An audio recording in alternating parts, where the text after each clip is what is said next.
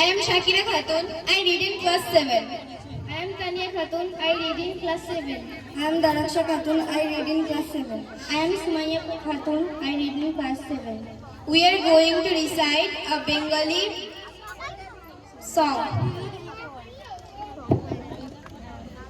মুক্তির মন্দির সোপান তলে কত প্রাণ হলো বলিদান লেখা আছে অশ্রু জলে